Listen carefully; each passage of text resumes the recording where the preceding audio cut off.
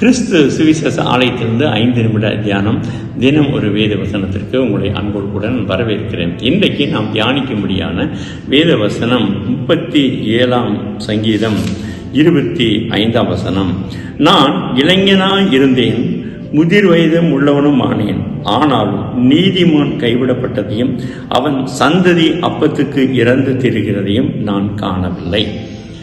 உலகத்தினுடைய செல்வங்கள், உலகத்தினுடைய திரட்சி, இவைகளினாலே மாத்திரம் நம்முடைய வாழ்க்கை இருப்பதில்லை என்பதை இந்த வசனம் திட்டமாய் நமக்கு சொல்லுகிறது.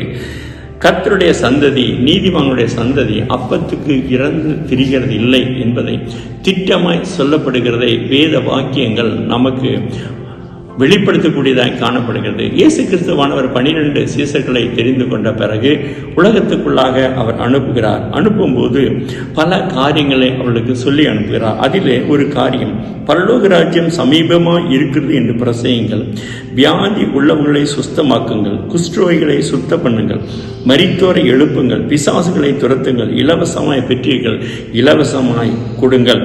உங்கள் கச்சைகளில் பொன்னையாவது வெள்ளியாவது செம்பையாவது, வழிக்காக பையையாவது 2 அங்கிகளையாவது பாதரட்சைகளையாவது தடியையாவது தேடி வைக்க வேண்டாம்.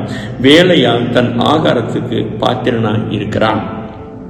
எந்த பட்டணத்தில் ஆகிலும் கிராமத்தில் ஆகிலும் நீங்கள் பிரவேசிக்கும் போது அதிலே பாத்திரவான்கள் யார் என்று விசாரித்து நீங்கள் புறப்படும் அளவும் அவனிடத்தில் தங்கியிருங்கள். ஒரு வீட்டுக்குள் பிரவேசிக்கும் போது அதை வாழ்த்துங்கள். அந்த வீடு பாத்திரமாய் இருந்தால் நீங்கள் கூறின சமாதானம் அவர்கள் மேல் வர கடவுது. அபாத்திரமாய் இருந்தால் நீங்கள் கூறிய சமாதானம் உங்களிடத்திற்கு திரும்ப கடவுது.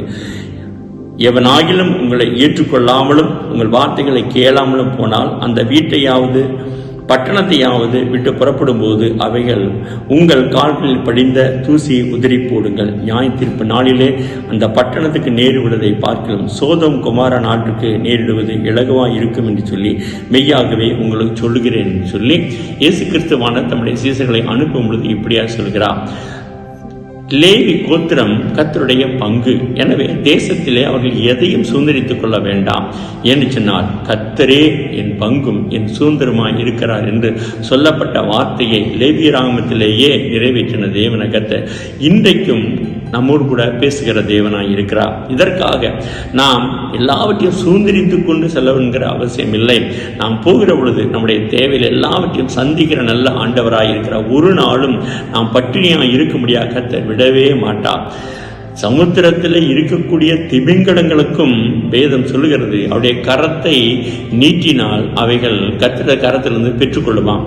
அப்படி தேவனாய் கர்த்தர் கடலிலே இருக்கக்கூடிய அந்த மீன்களுக்கும் அந்த பெரிய திமிங்கலங்களுக்கும் கர்த்தர் கையை விரிக்கிறான்னு சொன்னால் தேவனாய் கர்த்தர் நமக்காக யாவையும் செய்த கொடுக்க வல்லமையுள்ள தேவனாய் இருக்கிறார். அன்றன்றுள்ள ஆகாரத்தை இன்றைகளுக்கு தாரும் என்று பரமண்டல ஜபத்திலேயே கர்த்தர் நமக்கு சொல்லி கொடுத்திருக்கிறார். எனவே இதற்காக நாம் பிரயாசப்பட்டு அவைகளை சேர்க்க வேண்டும் என்று நினையாதபடிக்கு கர்த்தருடைய கரத்திலே நம்மை ஒப்புக் கொடுப்போம் என்று சொன்னால் அன்றாடம் போஷிக்கிற தேவன் நிச்சயமாக நம்மை போதிப்பார். எனவே போதிப்பது மாத்திரமல்ல, போஷிக்கவும் செய்வார். எனவே நீதிமானுடைய சந்ததி கைவிடப்பட்டதையும் அவன் அப்பத்துக்கு இறந்து திரிகிறதையும் நான் காணவில்லை என்று சொல்லுகிற வார்த்தை இன்றைக்கும் நிறைவேறி கொண்டு வருகிறது. எனவே நாம் கர்த்தரிடத்தில் ஒப்புக் கொடுப்போம், நீதிமானாய் வாழ்வோம். கர்த்தர் நம்மை போஷிக்க வல்லமையுள்ளவராய் இருக்கிறார். செபிக்கலாமா?